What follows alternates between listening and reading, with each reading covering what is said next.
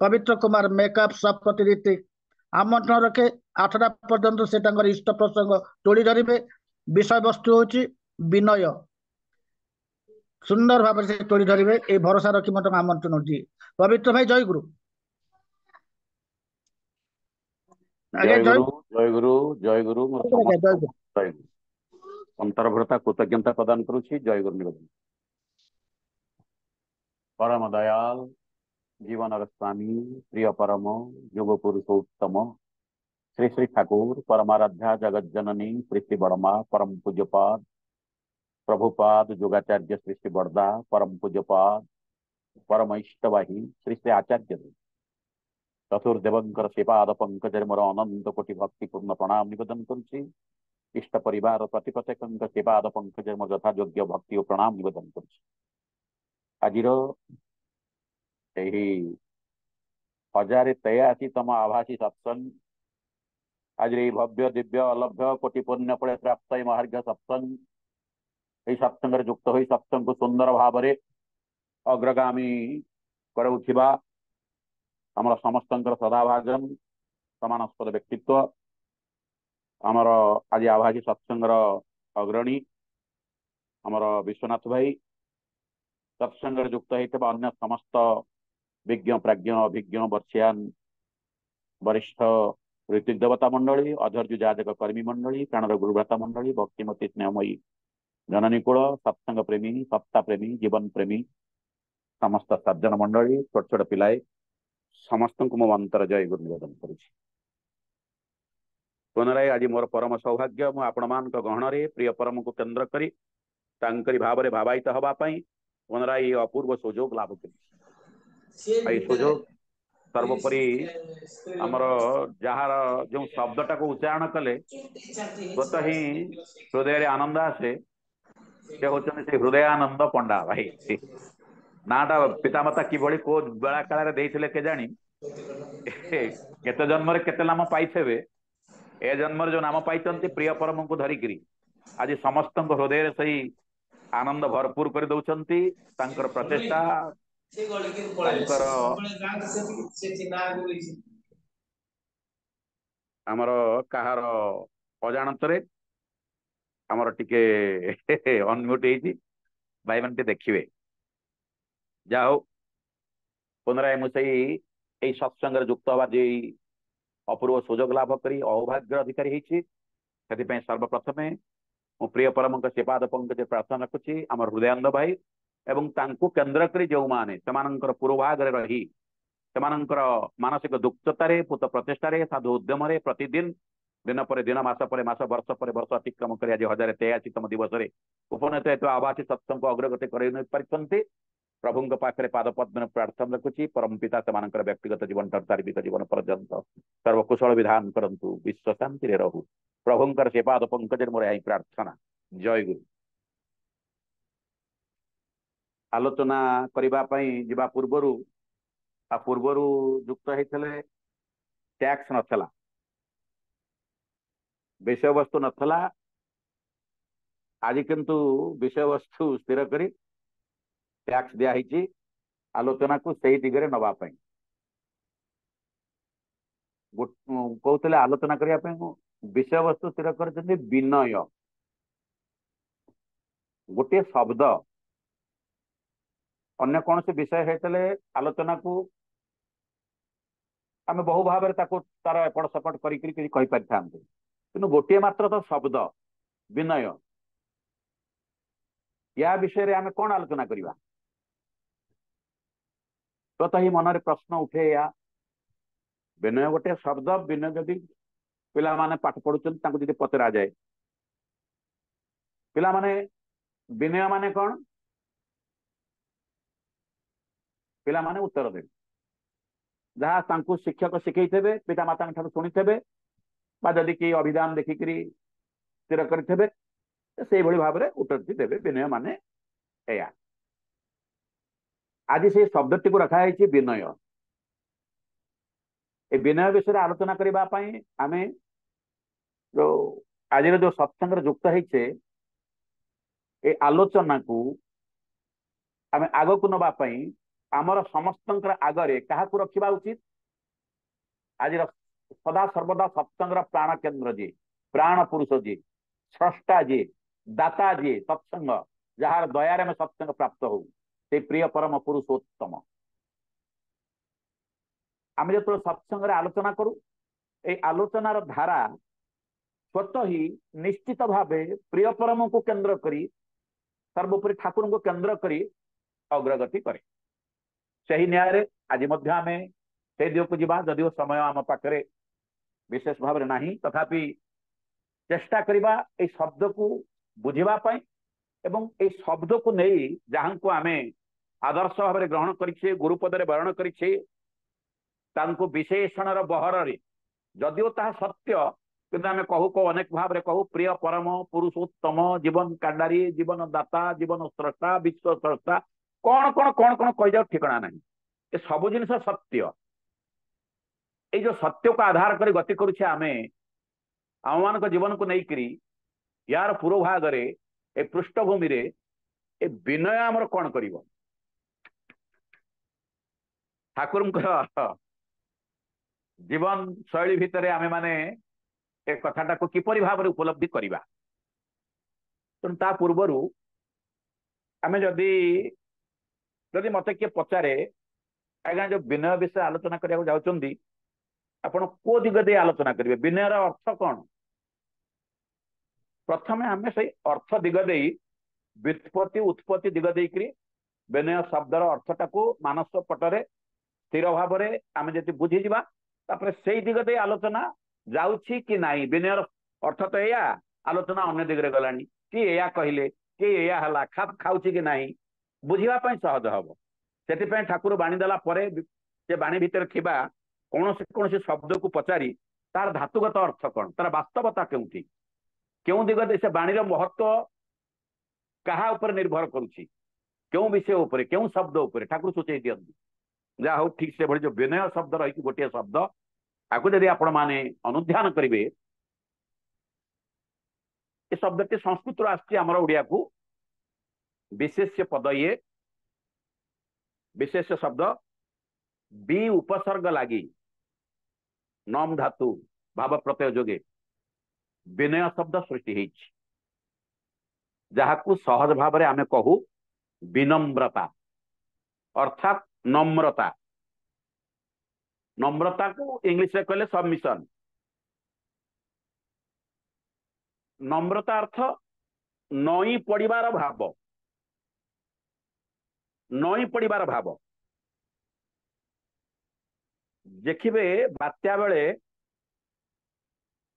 अनेक वृक्ष भांगी जाती किंतु अनेक वृक्ष भी रक्षा पाई जाती क्यों माने जो वृक्षर कांड बा डालपत्र सेमानंकर नमनीयता शक्ति अधिक से ही रक्षा पाई नई पड़ती पवनर आघात पुणी पवन गला पर उठी पड़ती जो माने नईबा कष्ट हुए से माने ही भांगी पड़ती वो गछ उपुड़ी जाए जो गछर नईबार शक्ति जेते कम से गछ पवन द्वारा सेते शीघ्र उपुड़ी जाए पवन अर्थ प्रतिकूल परिवेश को सामना करि न पारी तत्क्षणात् बा अल्प समय रे से उपुड़ जाए अर्थात निजर विनिष्ट घटे ये जदि सत्य ये नम्रता शब्द को आम वृक्ष सहित तुलना करी नम्रंती फलिना वृक्षा नम्रंती गुणिना जन जो कथा आम पाठ पढ़ी जो माने वृक्ष वृक्षर धर्म होची नम्रता गोटे बात्या गोटे उदाहरण नेले आ गोटे उदाहरण नवा वृक्ष वृक्ष केन्द्र करी देखिए जो गछरे फल अधिक से गछ सेते नम्र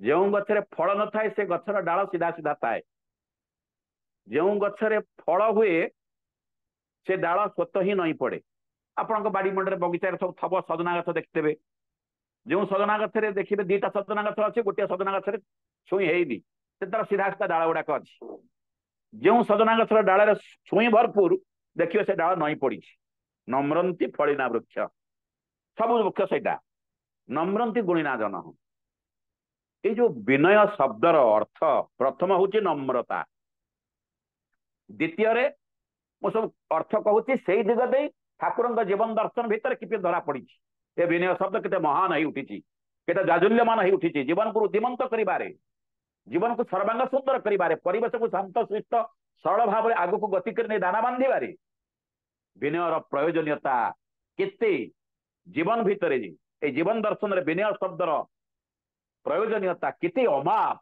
केते प्रचुर ता कल्पना करि हबो नाही विनय शब्दर अन्य गोटे दिग अच्छी जहाँ को आम शिष्टता बेली कहू शिष्टता ह्यूमिलिटी मॉडेस्टी इत्यादि इत्यादि विनय रे अच्छी अनुनय भाव अनुनय रिक्वेस्ट विनय भितर अच्छी नम धातु भितर अच्छी सुशीलता गुडनेस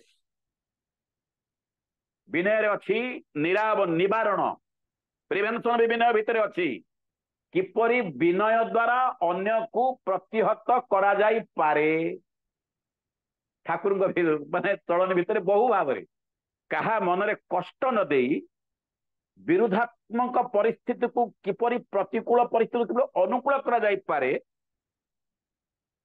ठाकुर जीवन में अनुकूल जीवन में प्रति पदक्षेप आम करुचे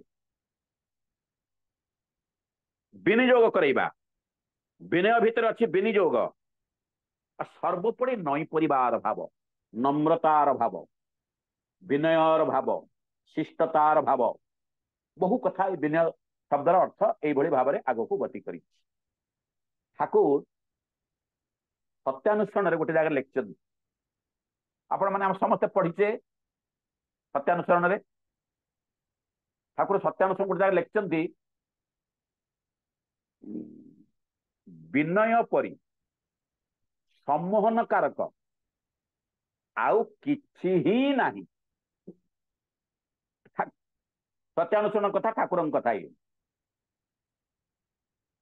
विनयर अर्थ आम बुझिले ए विनय द्वारा आमे अन्य मानक उपरे किपरि भाबरे प्रभाव पकई पारू ए विनय शब्दर अर्थ को जेउ व्यक्ति निज चरित्र रे चरित्रायित करि पारंती निज व्यवहार रे ताको प्रयोग करि पारंती तांको जीवन रे अन्य मानक पई कोन हुए ठाकुरंकर लेखा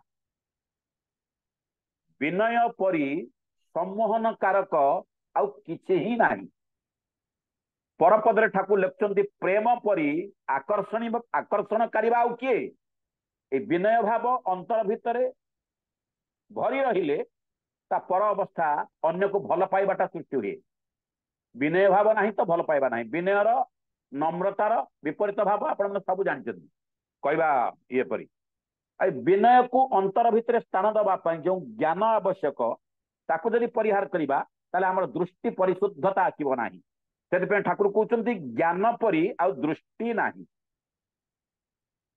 ज्ञान परी आ दृष्टि नाही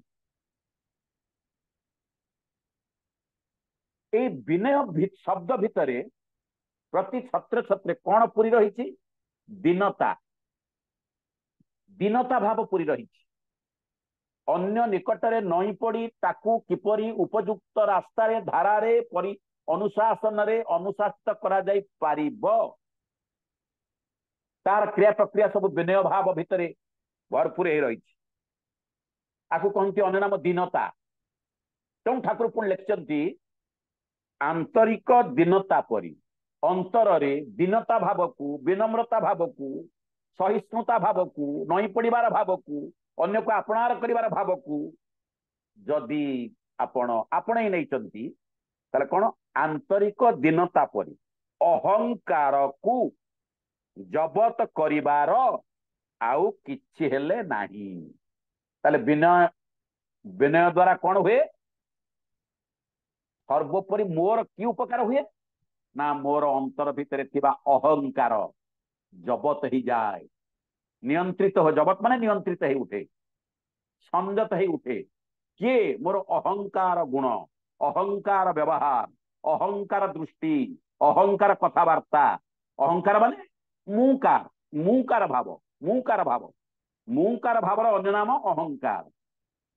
ବିନମ୍ରତା ଯାହାର ଅନ୍ତର ଭିତରେ ନଥାଏ, ଯାହାର ଚରିତ୍ରରେ ବିନୟ ଭାବ ନଥାଏ, ତାର ବିପରୀତ ଅହଙ୍କାର। ପ୍ରତି ଛତ୍ରେ ଛତ୍ରେ, କଥାରେ, ଚାହାଣୀରେ, ଚଳନୀରେ, ବ୍ୟବହାରରେ, ପ୍ରତି ଛତ୍ରେ ଛତ୍ରେ ଝଲକେ ଝଲକେ ଅହଙ୍କାର ଫୁଟି ବାହାରେ। ଆଉ ଯେଉଁ ବ୍ୟକ୍ତି ଅହଙ୍କାରୀ, ଠାକୁର କଣ କହିଲେ?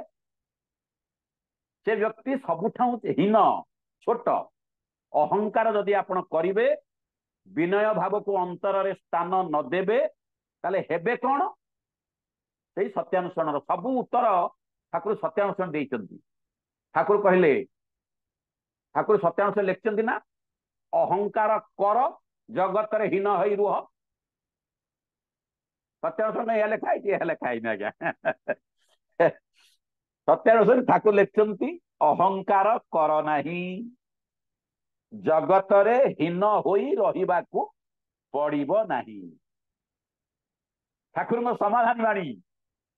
ଅହଙ୍କାରରୁ ରକ୍ଷା, ମାନେ ହୀନତ୍ୱରୁ ରକ୍ଷା ପାଇବା ପାଇଁ ଠାକୁର କହିଲେ, ଅହଙ୍କାର କର ନାହିଁ, ଜଗତରେ ବା ତୁମ ପାରିପାର୍ଶ୍ୱିକରେ, ଅନ୍ୟମାନଙ୍କ ପାଖରେ ତୁମେ ହେୟ, ଘୃଣ୍ୟ, ନଗଣ୍ୟ, ନିମ୍ନ ବା ଛୋଟ ହେଇ ରହିବ ନାହିଁ। କିନ୍ତୁ ଯଦି ଅହଙ୍କାର କର, ହୀନ ହେଇ ରୁହ। ଅହଙ୍କାର କର ନାହିଁ, ହୀନ ହୋଇ ରହିବାକୁ, ଜଗତରେ ହୀନ ହୋଇ ରହିବାକୁ ପଡିବ ନାହିଁ। ଅହଙ୍କାର କର, ଜଗତରେ ହୀନ ହୋଇ ରୁହ। ଆଉ କଣ ଅଛି ତାର ବିପରୀତରେ? ଏଥିରେ କିଛି ଏଥିରେ ଭୁଲ ନାହିଁ, ଏଟା 100ରୁ 100 ଠିକ। ତେଣୁ ଠାକୁର ସେଥିପାଇଁ ଲେଖିଲେ, ବିନୟ ପରି ସମ୍ମୋହନ କାରକ ଆଉ କିଛି ହେଲେ ନାହିଁ। ଆଜ୍ଞା, ଏଇ ଯୋଉ ସମ୍ମୋହନ ଶବ୍ଦଟା ଠାକୁର ଲେଖିଛନ୍ତି, ଏ ସମ୍ମୋହନ ଶବ୍ଦର ଆମେ କହୁ, ଅନେକ ସମୟରେ ସମ୍ମୋହନ ବିଦ୍ୟାରେ ତାକୁ ଇଏ କରିଦେଲେ। ସମ୍ମୋହନ ଶବ୍ଦର ତାର ବାସ୍ତବ ଅର୍ଥ କଣ ଆମେ ବୁଝିବା। ଠାକୁରଙ୍କ ଦର୍ଶନରେ, ଠାକୁରଙ୍କ ଅଭିଧାନରେ, ଠାକୁରଙ୍କର ଦର୍ଶନ ଭିତରେ ଫୁଟି ଉଠିଛି।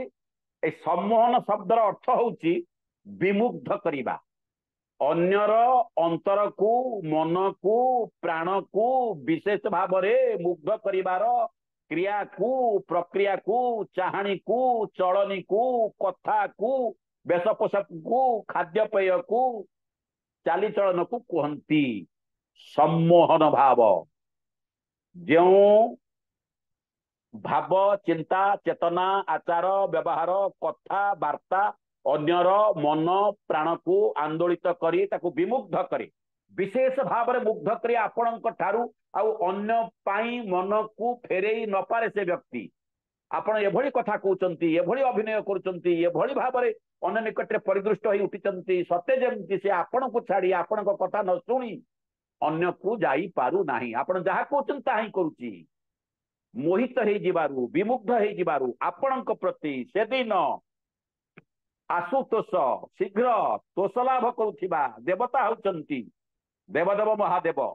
ଭସ୍ମାସୁର ମାନେ ତପସ୍ୟା କରିଛି, ବର ମାଗି ଦେଇଛି। ଯାହା ମୁଣ୍ଡରେ ହାତ ଦେବ ଭସ୍ମ ହେଇଛି। ଆମେ ଜାଣିଛେ ସେ ଘଟଣା।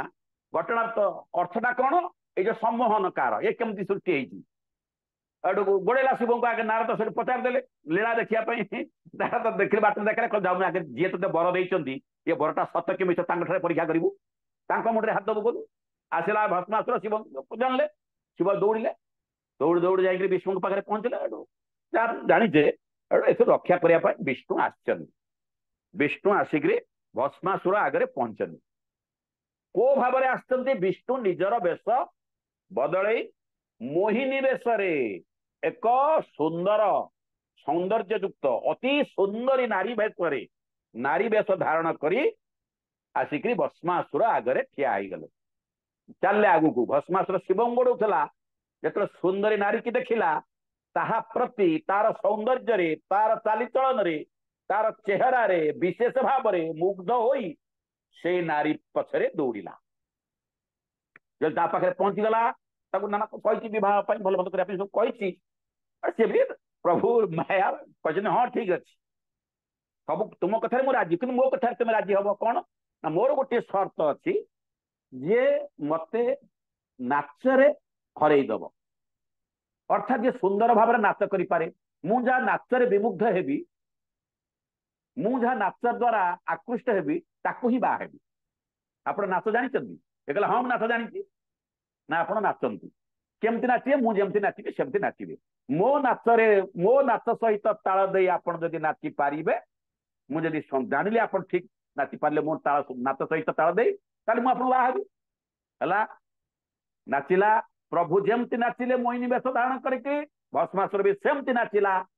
ନାଚିବାର କାରଣ, ମୋହିନୀ ବେଶ ଦ୍ୱାରା ମୋହିନୀ ନାରୀର ସୌନ୍ଦର୍ଯ୍ୟରେ ବିଶେଷ ଭାବରେ ମୁଗ୍ଧ ହେଇଥିବାରୁ ତାର ଅନ୍ତର, କାୟ, ମନ, ବାକ୍ୟ ସବୁ କିଛି ସେ ମୋହିନୀ ବ୍ୟତୀତ ତାକୁ ଆଉ କିଛି ଦେଖାଗଲା ନାହିଁ। ସମ୍ମୋହିତ ହେଇ ଉଠିଲା, ମୋହିତ ହେଇ ଉଠିଲା। କାହା ଦ୍ୱାରା? ମୋହିନୀ ଦ୍ୱାରା। ମୋହିନୀ ନାଚିଲେ, ଯେମିତି ନାଚିଲେ ସେମିତି ନାଚିଲା। ମୋହିନୀ ନାଚି ନାଚି ନିଜ ମୁଣ୍ଡରେ ହାତ ଦେଇଦେଲେ। ଭସ୍ମାସୁର ବି ନିଜ ମୁଣ୍ଡରେ ହାତ ଦେଇଦେଲା, ନଷ୍ଟ ହେଇଗଲା। ଏ ଉଦାହରଣ ତ ଆମେ ଜାଣିଛେ ଗପଟା, କିନ୍ତୁ କହିବାର କଥା ଏ ସମ୍ମୋହନର ଏଭଳି ଏକ ଶକ୍ତି ଅଛି, ବିମୁଗ୍ଧକାରୀ ଗୁଣର, ମାନେ ଅନ୍ୟକୁ ଆପଣ ଆପଣାର କରିବାର ଭରପୁର ଭାବ ପୁରି ରହିଛି ଏଇ ସମ୍ମୋହନ ବିଦ୍ୟାରେ।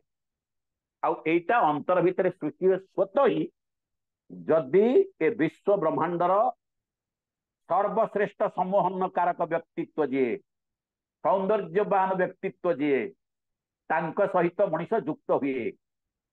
ଯୁକ୍ତ ହେଲେ କଣ ହୁଏ? ଦେଖିବେ, ଲୁହା ଖଣ୍ଡେ, ଲୁହା ରଡ, ଗୋଟେ ଲୁହା ରଡଟା ମାନେ କଳା କିଟିମିଟି ହେଇକି ଜଙ୍କ ଲାଗିକିରି, କଳିଙ୍କି ଲାଗିକିରି ପଡିଛି। ତା ପାଖକୁ ଚୁମ୍ବକ ନେବେ, ତାକୁ ମାନେ ଛାଡିବନି, ମାନେ ଲାଗିବନି। ସେ ଲୁହା ଦଣ୍ଡଟା ଚୁମ୍ବକ ଆକର୍ଷଣ କରିବନି, କାରଣ ଚୁମ୍ବକ ଲାଗିଣ ମାନେ କଳଙ୍କି ଯୁକ୍ତ ହେଇଥିବାରୁ ତାକୁ ଲୁହା ଆକର୍ଷଣ କରୁନି। କଳଙ୍କି ଛାଡିଗଲେ ଲୁହା ତାକୁ ଆକର୍ଷଣ କରିବ। କିନ୍ତୁ ଲୁହା ଯେମିତି ଚୁମ୍ବକ ଦ୍ୱାରା ଆକର୍ଷିତ ହେଇ ଉଠେ, ଆଉ କଳଙ୍କି ଛଡେଇବା ପାଇଁ କମାର କଣ କରେ? ନିଆଁକୁ, ଲୁହା ଖଣ୍ଡକୁ ନିଆଁ ଭିତରେ ପୁରେଇ ଦିଏ। ନିଆଁ ସଂସ୍ପର୍ଶରେ ଆସି ସେ ଲୁହାଟି ଲାଲ ଟକ ଟକ ହେଇ ଉଠେ। এই ଲୁହା ଦଣ୍ଡ ଯେତେବେଳେ ଅଗ୍ନି ସଂସ୍ପର୍ଶରେ ଆସି ଲାଲ ଟକ ଟକ ହେଇଯାଏ, ଆମେ ତାକୁ କଣ କହୁ? ନା ଲୁହା ଦଣ୍ଡ ବର୍ତ୍ତମାନ ନିଆଁ ହେଇଯାଇଛି ରେ। ସେତିକି ବେଳେ କମାର ତାକୁ ଯେମିତି ସାଇଜ କରିବା କଥା କରେ। ଅର୍ଥାତ ଅଗ୍ନି ସଂସ୍ପର୍ଶରେ ଆସି ଶକ୍ତି ସହିତ ଯୁକ୍ତ ହେଇ ଲୁହା ଦଣ୍ଡଟି ଅଗ୍ନିମୟ ହେଇ ଉଠିଲା। ଅଗ୍ନିମୟ ହେଲା ପରେ ଅଗ୍ନିର ଅଗ୍ନିତ୍ୱ ଲୁହା ଦଣ୍ଡରେ ଯୁକ୍ତ ହେଇ ଉଠିଲା। ଉଠିବାରୁ ଲୁହାର ନମ୍ରତା ଆସିଲା। ତାପରେ ବେଶୀ ମାନେ ତାକୁ ଗରମ କଲେ ବାଷ୍ପ ବି ହେଇଯିବ, ଶକ୍ତିର ସହିତ ଯୁକ୍ତ ହେଇକିରି। ମୋର ଏ ଉଦାହରଣ ଦେବାର ଉଦ୍ଦେଶ୍ୟ ଏଇଆ, ଆମ୍ଭମାନଙ୍କ ଅନ୍ତର ଭିତରେ ଯୋଉ କଳଙ୍କ କାଳିମା ଅଛି, ଯୋଉ ଅହଙ୍କାର ଭାବ ଅଛି, ଯୋଉ ଅଶାଳୀନ ଭାବ ଅଛି, ଯୋଉ ଅସଙ୍ଗତ ଭାବ ଅଛି, ଯୋଉ ଭାଙ୍ଗି ଯିବାର ଭାବ ଅଛି, ଯୋଉ ବାଧା ପାଇବାର ଭାବ ଅଛି, ଯୋଉ ପ୍ରତିକୂଳ ପରିବେଶ ସୃଷ୍ଟି କରିଦେବାର ଚଳନଟା ମୋ ଭିତରେ ଅଛି, ଏଗୁଡାକ ସବୁ ଦୂରୀଭୂତ ହେଇଯିବ କେତେବେଳେ? এইଭଳି এই ଅହଙ୍କାର ରୂପକ କଳଙ୍କ ଯଦି ଧୋଇ ମୋଇ ସଫା ହେଇଯାଏ, ଅନ୍ତର ଭିତରେ ଯଦି ବିନମ୍ରତା ଭାବ ପ୍ରକାଶ ପାଏ, এই ବିନମ୍ରତା ଭାବ ପ୍ରକାଶ ପାଇବାର ଧାରା କଣ? ନା ଠାକୁର ଚୁମ୍ବକ, ଆମେ ତ ଲୁହା, କଳଙ୍କି ଲାଗି ତ ହେଉଛେ ବାୟା। କଳଙ୍କି ଛାଡିବା ଅତି କଠିନ, କିନ୍ତୁ ସହଜ ବାଟଟି ନାମ ଓ ଧ୍ୟାନ। ନାମ ଧ୍ୟାନ ମାଧ୍ୟମରେ ଜେଣେ ଯାଅ ତେଣେ ଗୁରୁଙ୍କ ବାଣୀ, ଆଲୋଚନା କର ମନକୁ ଟାଣି। ମନମାଳା ଧରି ଗୁରୁଙ୍କ କଥା ଯେତେ ଭାବୁଥିବ ବଢିବ ବଥା। ସତ ସିଂହ ଶକ୍ତି ଆସିବ ମନେ, ସତ୍ସଙ୍ଗ କମ୍ପିବ ଗୁରୁଙ୍କ ତାନେ, ପ୍ରଭୁଙ୍କ ତାନେ। এই ଅନ୍ତର ଭିତରେ ବିନୟ ଭାବକୁ ସ୍ଥାନ ଦେବାର, ବିନୟୀ ହବାର ସର୍ବଶ୍ରେଷ୍ଠ ପନ୍ଥା ହେଉଛି ଜୀବନରେ ସେଇ ବିନୟ ଭାବର ମୂର୍ତ୍ତିମନ୍ତ ବ୍ୟକ୍ତିତ୍ୱ ଯିଏ, ତାଙ୍କ ସହିତ ଯୁକ୍ତ ହବା। ଜୀବନାଗ୍ନି ଯିଏ, ଜୀବନ ପ୍ରଦୀପ ଯିଏ, ପ୍ରାଣ ପ୍ରଦୀପ ଯିଏ, ଜୀବନାଗ୍ନିଙ୍କ ସହିତ ଯେତେବେଳେ ଆମେ ମାନେ ଯୁକ୍ତ ହେଇଯିବା, ସେଇ ଅଗ୍ନିତ୍ୱ ଠାରୁ ଶକ୍ତି ଆହରଣ କରିବା। ଶକ୍ତି ଆହରଣ କଲେ ତପସ୍ୟା ରୂପକ ଧାରା ଦ୍ୱାରା ଅନ୍ତର ଭିତରେ ସେଇ ତପ ସୃଷ୍ଟି ହେଇ, ତାପ ସୃଷ୍ଟି ହେଇ ଜନ୍ମ ଜନ୍ମାନ୍ତର କଳୁଷ କାଳିମାକୁ ଧୋଇ ମୋଇ ସଫା କରିଦିଏ। ତା ଭିତରେ, ଆମ ଭିତରେ ଏଇ ନମ୍ରତା ଭାବ ଆସେ, ବିନୟ ଭାବ ଆସେ।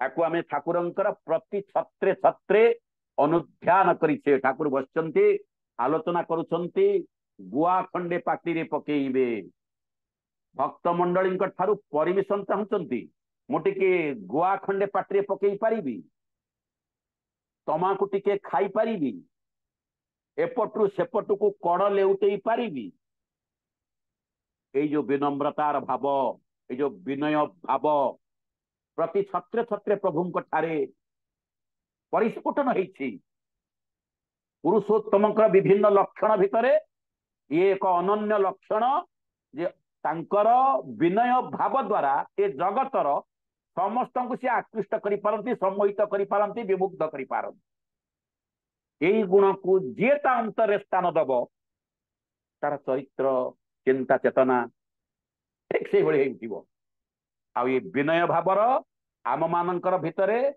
सर्वश्रेष्ठ सर्वप्रथम सबु बेले प्रथम कहा द्वारा परिस्फुटन हुए विनय भाव बा अहंकार भाव सर्वश्रेष्ठ माध्यमटा कौन प्रथम सांगे सांगे कहा द्वारा हम यही कथबार्ता द्वारा आज्ञा आचरण भी अच्छी वेश पोषाक अच्छी खाद्यपेय अच्छी चाहानी अच्छी चलनी अच्छी किंतु सर्वप्रथमे मोर कथबार्ता दे अन्य माने मते स्टडी करने भावी ने कि व्यक्तित्व लोक अहंकारी कि विनयी मोर कथाटा ही अन्य मानक अंतर भितर प्रभाव सृष्टि करिवो ठाकुर कहते विनय गुण को अंतर भितर साइति करी रखिबा को हेले कौन कहबो कौन करिवो ठाकुर बाणी बहुत अच्छी ठाकुर कहते कथा कहबो गुड़ भलिया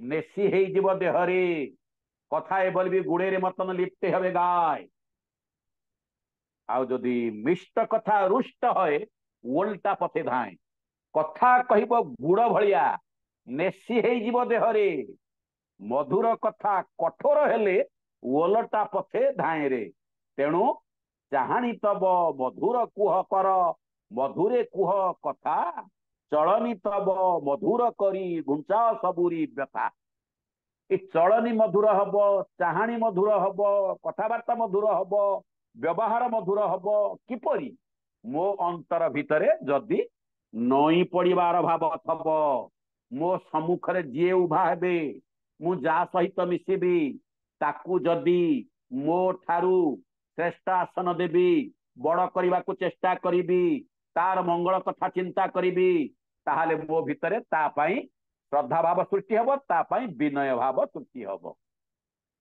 विनय भाव सृष्टि हब कारण मु तार मंगल चाहूँगी आ मु अन्यर मंगल चाहिए कौन हब मोर लाभ ठाकुर देखिछंती सत्यानुष्ठान रे अपरर मंगल कामना ही निज मंगलर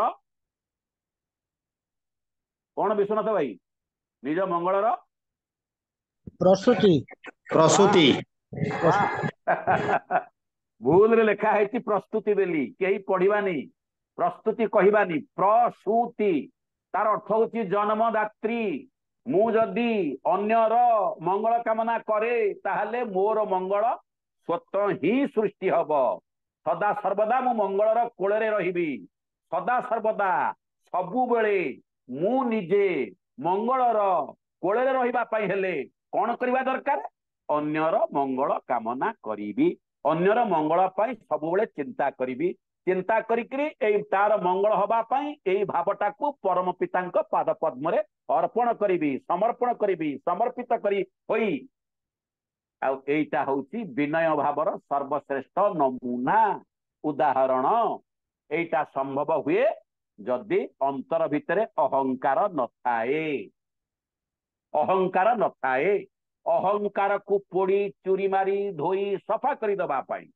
प्रधान प्रथम सर्वश्रेष्ठ धारा होची विधान होची माध्यम होची जजन जजन जजन जजन पर अच्छी जाजन जाजन में अनेक समय रे आम मान अंतर भितर धीरे धीरे अहंकार दूरी जाए कथबार्ता कला बेले ठाकुर कथा कहला बेले आम मैंने विमुग्ध हो उठू ठाकुर भाव में एवं कहू कहू अन्य मान मन में किपरि आनंद सृष्टि हम किपरि भल पाइबा सृष्टि हम किपरि से ठाकुर प्रति मुग्ध हेबी उठिबे आकर्षित हेबे एई धारा को आम आपणई नौ प्रतिदिन एई धारा को आपणई नौ नौ मोर चलनी रे स्वतः ही विनय भाव प्रस्फुटित हो उठे मु विनयी हे उठे ଆଉ ଯଦି ଯଜନ ଯାଜନ ଇଷ୍ଟଭୃତି ନାହିଁ ଆଉ ଯଜନ ଯାଜନକୁ ବାନ୍ଧି ରଖିବା ପାଇଁ ପରମ ପିତା ଆମକୁ ଦୟାକରି ଦେଇଛନ୍ତି ଇଷ୍ଟଭୃତି। ପ୍ରତିଦିନ ଆବେଗର ସହିତ ବ୍ୟାକୁଳତାର ସହିତ ଅପ୍ରତ୍ୟାଶୀ ହୋଇ ପ୍ରତ୍ୟାଶାହୀନ ଭାବରେ ପ୍ରତିଦିନ ଇଷ୍ଟଭୃତି କରି କରି ଚାଲିଲେ এই ইষ্টভৃতি ହିଁ যজন ଆଉ ଯାଜନକୁ ବାନ୍ଧି ରଖିବ। ଯଜନ ଯାଜନ ମୋ ଅନ୍ତର ଭିତରେ ଭରପୁର ହେଇ ରହିଲେ ବାନ୍ଧି ହୋଇ ରହିଲେ ଯଜନ ଦ୍ୱାରା ମୋର ଅନ୍ତର ଭିତରେ ଥିବା ଜନ୍ମ ଜନ୍ମାନ୍ତର କଳୁଷ କାଳିମା ଧୋଇ ମୋଇ ସଫା ହେଇଯିବାକୁ ଲାଗିବ। ଅନ୍ତର ଯଦି କଳୁଷ କାଳିମା ଧୋଇ ମୋଇ ସଫା ହେଇଯାଏ, ଅନ୍ତର ଯଦି ମଧୁର ରୁହେ, ଅନ୍ତର ଭାବ ଯଦି ସୁନ୍ଦର ହୁଏ, ଅନ୍ତରର ଚିନ୍ତା ଯଦି ସୁନ୍ଦର ହୁଏ, ତାହେଲେ ମୋର ଚଳନୀ ସୁନ୍ଦର ହବ, ଚାହାଣୀ ସୁନ୍ଦର ହବ, କଥାବାର୍ତ୍ତା ସୁନ୍ଦର ହବ। याकु ही कहती विनम्रता। विनम्रतार अन्य नाम विनय। विनय तेणु ठाकुर लिखिले विनय परी सम्मोहन कारक बा अन्य को मुग्ध करिवार विमुग्ध करिवार धारा अन्य किछि हेले नाही। चिंता करतु विनयर महिमा केते।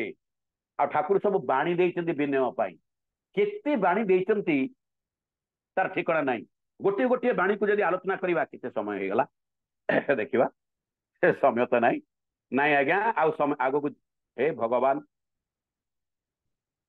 विश्वनाथ भाई भूल मु भी भूल कले आपण भी भूल कले परिचालक ये रही क्षमा मागुची आपण आज समय बहुत आगू जाइए आपण पाखे विनम्रतार सहित हाथ जोड़ी क्षमा मागुची मोर भूल पाई मत आपण मैंने समस्ते क्षमा करदे। आखि बुझी दे कहू कहू समय अतिक्रांत हो जाए मुझे पाखे क्षमा प्रार्थना मागी मोर वक्तव्य सांग करुच्ची।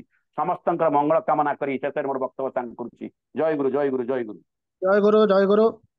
बास्तव भाव में मुझे मन मन भावुली आप एकाधारे जड़े डॉक्टर टीचर प्रोफेसर लेक्चरर एटे सुंदर भाव सिस्टमेटिक भाव ये विनय शब्द गोटे छोटिया शब्द आम मैंने प्रायतः छुआ बेलू ये शब्द